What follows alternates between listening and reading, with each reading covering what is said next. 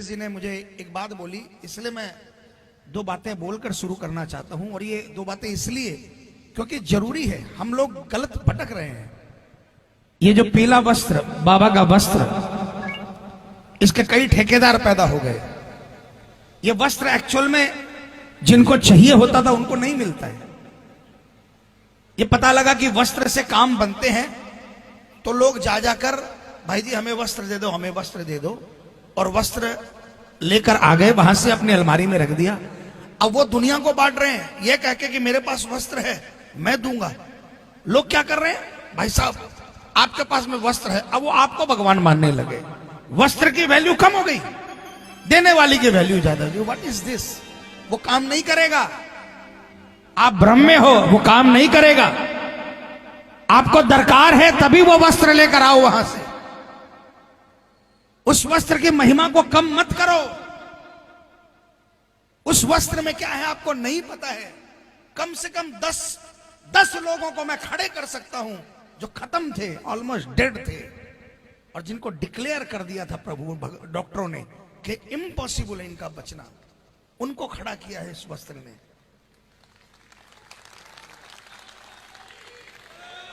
कीर्तनों में सुनकर पहले पूरा सुना करो, उस पे आप गलत मत भटको, आप पाप के भागी नहीं बनो।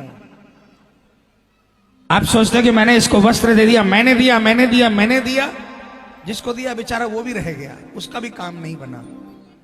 किसी को बताओ वस्त्र की महिमा, लेकिन उसको ये बोलो कि आपको चाहिए तो आप खाटू जाओ, वहां पर बाबा आपको व्यवस्था कराएगा।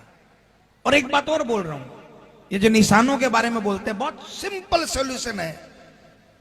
पहले निशान आते थे मंदिर के शिखर पर चढ़ने के लिए। जब हमें बाबा ने बुलाया उस समय हजारों की संख्या में निशान आते थे।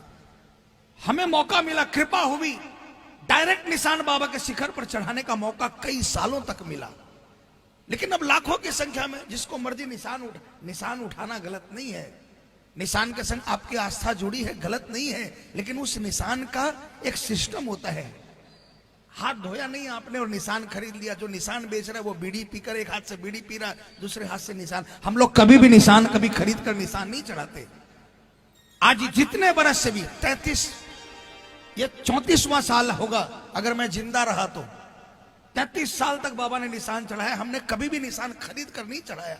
कलकत्ते में निशान कपड़ा खरीद कर उसको श्रद्धा से उसको सिलाई करवा के और वहां पर उसकी पूजा अर्चना करते हैं। वहां पर पूरी रात कीर्तन होता है और उसके बाद उसको ट्रेन से, बकायदा ट्रेन में 2 टाइम आरती होती है। इंसान जो आरती करता है वो मुगल सराय में उतरकर नहाता है।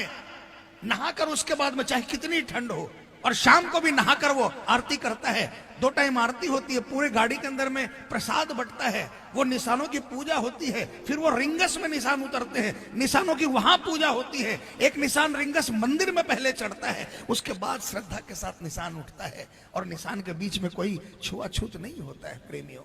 दूसरी बात, लाखों की संख्या में निशान पहुंच रहे हैं। अब